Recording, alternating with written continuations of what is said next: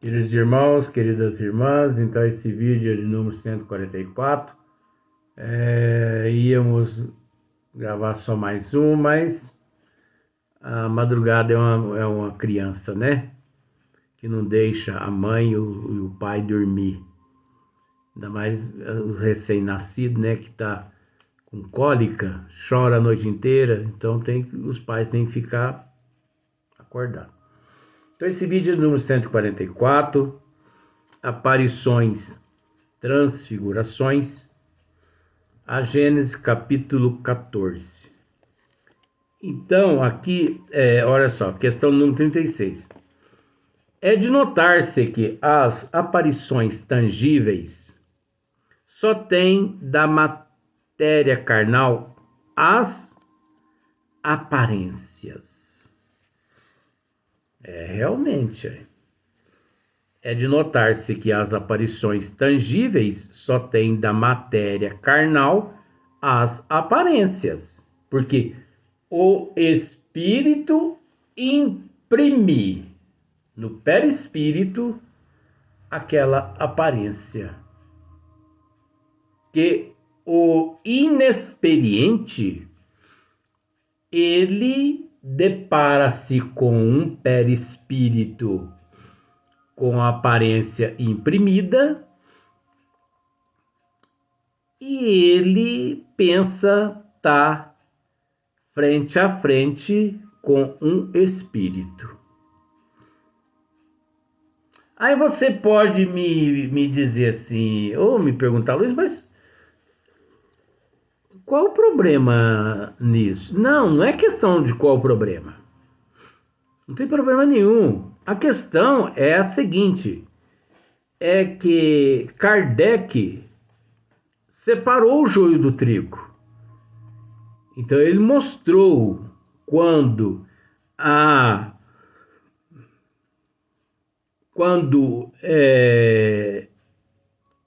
encontra-se o ser transfigurado, quando ali encontra-se ele, né, imprimido ou não. Isso é estudo, né? Então isso é um estudo. Não poderiam ter dela as qualidades em virtude da sua natureza fluídica. Não podem ter a coesão da matéria, né? Não pode ter, porque não tem a coesão da matéria. Porque em realidade não há nelas carne. Então, naquele espírito que lhe apresenta nessas condições, aquele perispírito, com aquela forma, né? Não há ali carne, por mais que há presente uma tangibilidade, mas essa tangibilidade é uma impressão que o espírito imprimiu provisoriamente naquele perispírito. Ou também o espírito se fazendo valer do perispírito, ele se apresenta naquela tangibilidade. Mas não significa que aquela tangibilidade detém ali no seu íntimo carne, ossos e tudo mais. Formam-se instantaneamente e instantaneamente desaparecem. Isso é verdade. Da mesma forma como esses seres se plasmam, vamos usar esse termo agora, com todo respeito.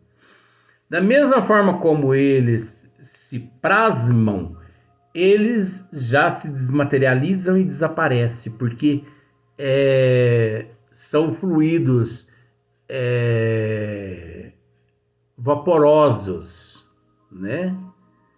Como está escrito aqui, rarefeitos, vapor que, quando muito rarefeito, é invisível, mas que se torna visível quando condensado. Tá vendo só? Então, formam-se instantaneamente e instantaneamente desaparecem. Eu, quando criança, quando eu tinha lá, apesar que eu continuo criança ainda, né? Só mudou o corpo físico e tal, a aparência, mas eu ainda continuo com meus 2 aninhos de idade. Eu me considero assim.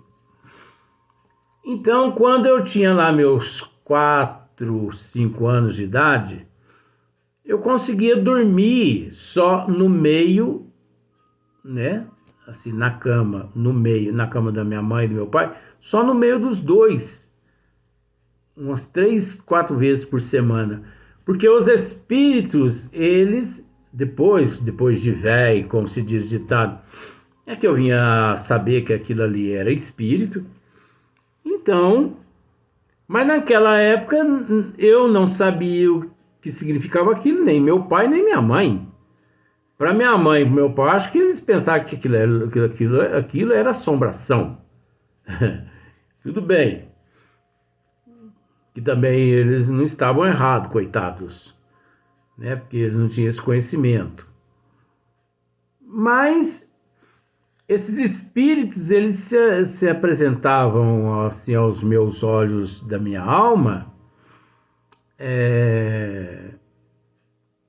Hoje que eu entendo um pouquinho, como se fosse tangível, né? Uma tangibilidade tremenda.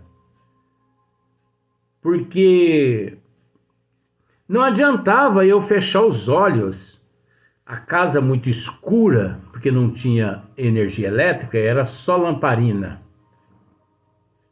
Então, quando apagava, minha mãe e meu pai apagavam aquelas lamparinas, era um breu dentro de casa, 7, 8 horas da noite, que se você levantasse, você batia a cabeça para as portas, para as paredes e tudo mais.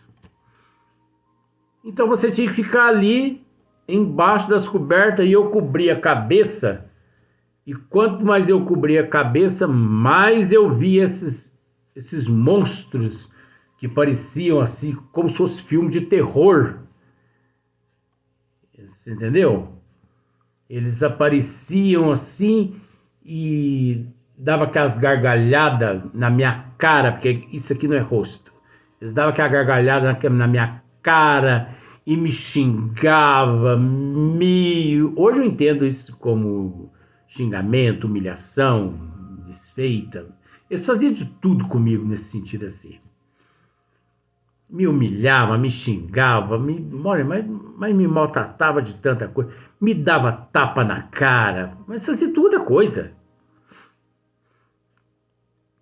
Então eu começava a gritar e eu, para me ver livre desses, hoje que eu entendo como sendo espíritos, eu para me ver livre dessas imagens, né, desses assombração, vamos dizer assim, eu saía batendo cabeça para as paredes até meu pai e minha mãe me socorrer e me levar para dormir junto com eles.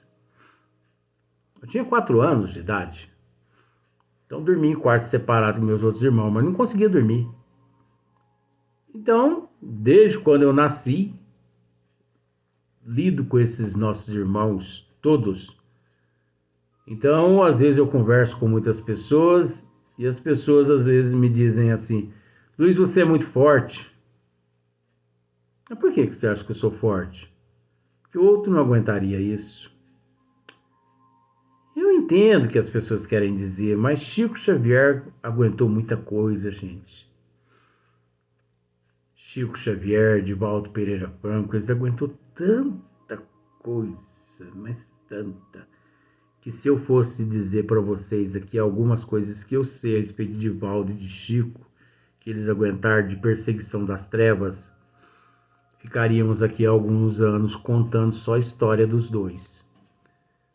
Mas então minha mãe e o meu pai me levavam lá para o quarto deles, me punha para dormir no meio deles. Cessava um pouco, Mas mesmo assim eu continuava vendo com os olhos da alma, porque eu não sabia que era olhos da alma. Mas diminuiu um pouco, sabe por quê? Porque aí entrava a oração da minha mãe, né, mentalmente, entrava a oração do meu pai.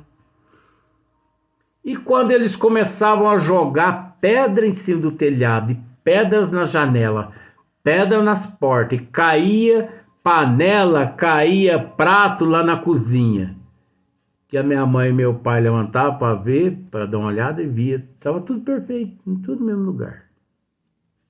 A doutrina explica tudo isso aqui agora. Só que não é o momento agora da gente conversar a respeito disso. Meu pai ia ver em volta da casa para ver se tinha pedras, né? Que em volta da casa, porque a aparência era de pedra de 1 quilo que rolava puff, no chão. Meu pai olhava, não tinha pedra nenhuma. Mas a gente sabe tudo o que significa, né? Mas a doutrina espírita explica isso no livro dos médiuns, principalmente. Que nós já esmiuçamos aqui, já falamos a respeito desses assuntos. Então, de forma que, para mim, por exemplo, na Fazenda Santa Maria, lá em Sacramento, tinha médiuns lá que quando eles iam tomar banho, que eles retiravam a camisa, eles olhavam no peito deles assim, tinha um sinal de uma mão de barro, sujo. Dá para você entender? Como se fosse um xerox no peito, só que de barro. Mas como assim essa mão aqui imprimida no meu peito? Olha só para você ver. O Sacramento também era um ninho de médiuns de efeito físico. Então eu também sou médium de efeito físico. Por isso tenho os dons que eu tenho. Então, mas é aquilo, né? O professor Eurico mesmo já disse várias vezes que tem pelo Brasil afora, pelo mundo afora, seres que participou de sua equipe desde antes lá dos essênios até hoje, né, esparramados pelo mundo afora, reencarnado, né, no corpo físico. Então eu acredito também que eu fiz parte dessa turma aí, porque não é possível, desde antes de nascer, ser perseguida até hoje com 54, né? 54 anos perseguido, 54 anos ser perseguido. Então, é preciso muita perseverança, muita persistência, sabe? Muita renúncia. Gente, você sabe o que é renúncia?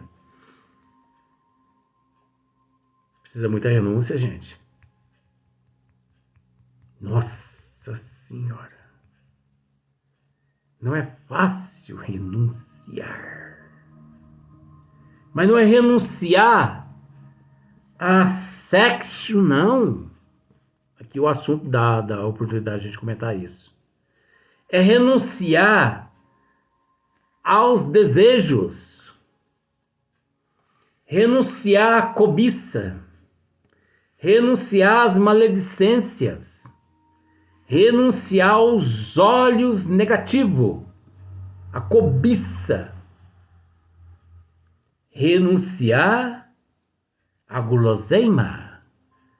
Renunciar às necessidades que o espírito ainda traz. Bebida, carne, cigarro, prostituição, drogas. Renunciar. Renunciar, maledicência, não falar mal dos outros, isso é uma renúncia. Renunciar o orgulho, renunciar o egoísmo, a inveja, o ciúme. E conquistar paciência, tolerância, né? Conquistar dedicação. conquistar, substituir tudo por dedicação. Porque olha para você ver, com todo respeito, você pode dizer, mas é uma opção tua, né? Você optou por isso. Mas por que que eu optei por isso? Ó, você me vê aqui de domingo a domingo. Quando você não me vê aqui, às vezes porque eu tive que viajar, às vezes porque eu estou doente, né? Então, mas fora isso, você me vê aqui de domingo a domingo. Eu sou perseverante, eu sou persistente, eu sou teimoso. Se eu ponho uma coisa na cabeça, esses quadros de rosas mesmo que você vê lá atrás, há muitos anos atrás eu pintava rosas com tinta a óleo. Era uma maravilha, porque o tinta a óleo dá tempo, dá prazo de você trabalhar todas as pétalas e tal. Só que a tinta a óleo me fazia mal, abandonei a tinta a óleo. E agora eu voltei novamente a pintar telas, né? Como você está vendo, de rosas, só que com tinta acrílica. Você me concede, né? Esse desabafo, né? Só que no princípio eu percebi que não estava ficando bom, porque a tinta acrílica seca muito rápido, não dá tempo de você trabalhar as pétalas. Seca rápido, questão de 5 segundos. Tinta a óleo, você trabalha 2, 3 dias uma pétala, se você quiser, de tão úmido que ainda está.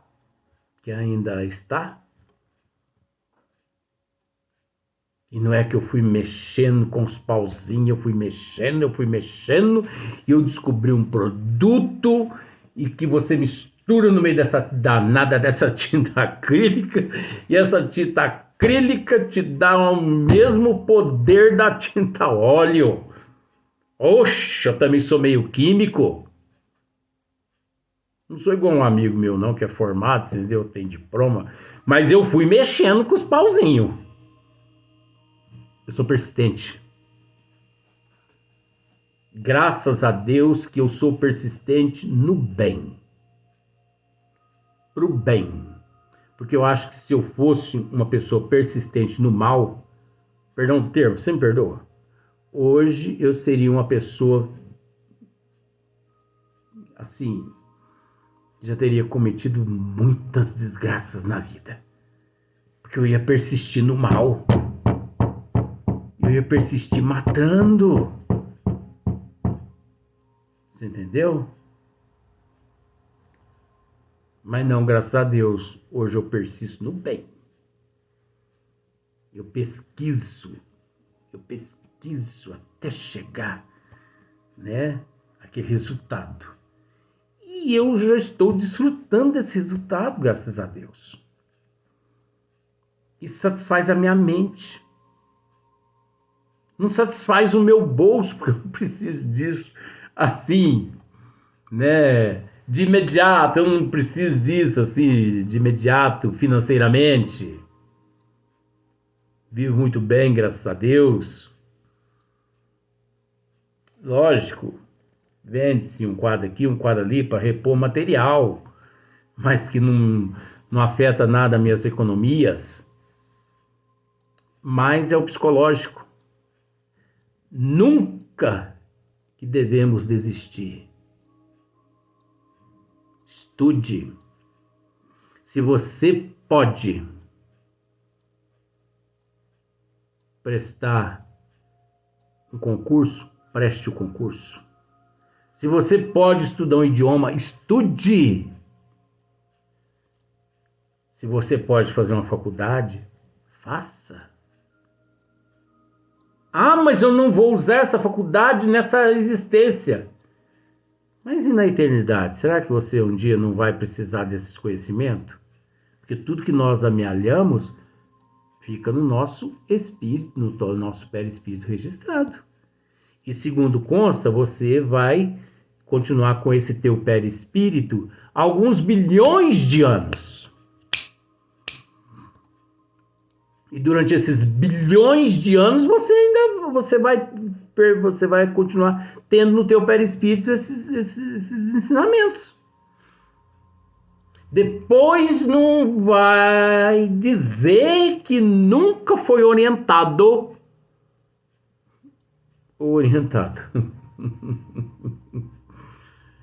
Porque eu sou uma das pessoas que mais incentivo as pessoas a crescer. Incentivo demais. Às vezes eu me torno até chato, né? Então, vamos continuar aqui, mas é tudo uma história só, né? Porque eu pedi licença para você me dar a oportunidade de eu relatar essa história de criança, né? Quando criança, né? Ou se evaporam. Então, da mesma forma que ele aparece instantaneamente, já desaparece. Então, você pode olhar lá na porta do seu banheiro, do seu quarto, tem o espírito de um homem lá. Você olha assim, tá lá o espírito do homem. Você pisca e já não tá lá mais.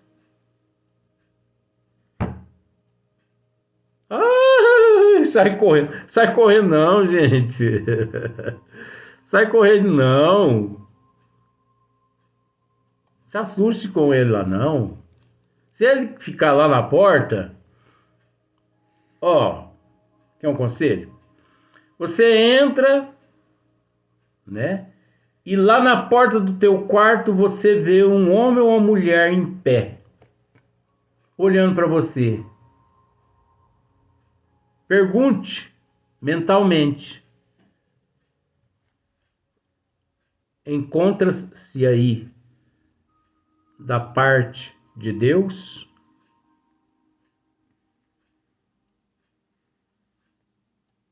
Encontra-se aí da parte de Deus? Quer dizer, está aí para o bem, para praticar o bem? Pode ter certeza que ele vai acenar a cabeça para você. Se ele acenar a cabeça para você, positivamente, então fica com Deus, meu irmão. Fique à vontade. Fique à vontade. Você deve saber o que você está fazendo aqui em casa.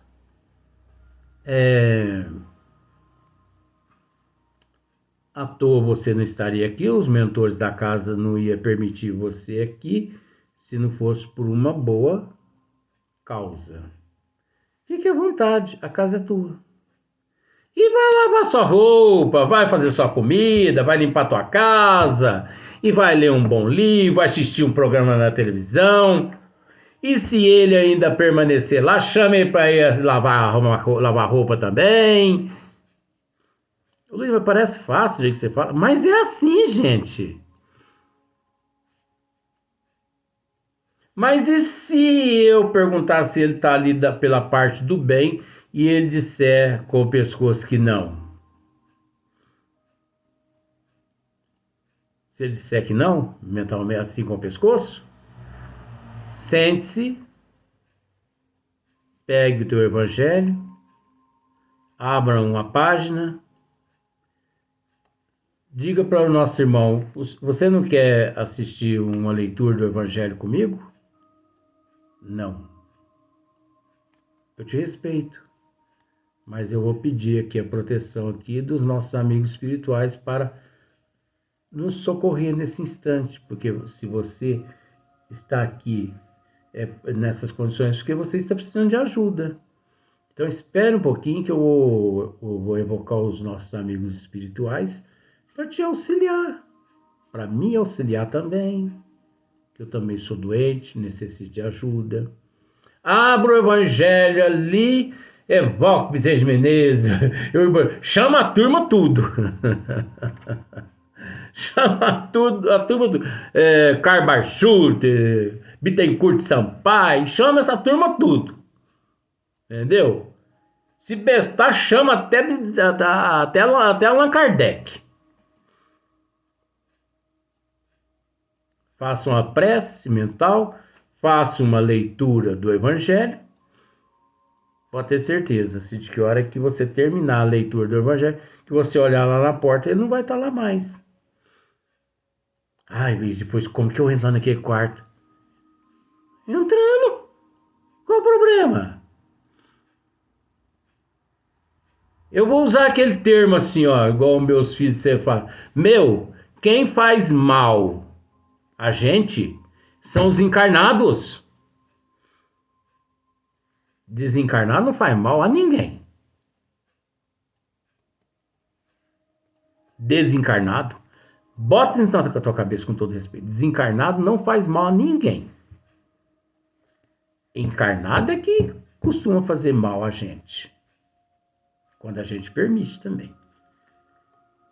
Então entra no teu quarto, vai trocar a roupa da cama, vai tomar o teu banho e fica sossegado porque já passou.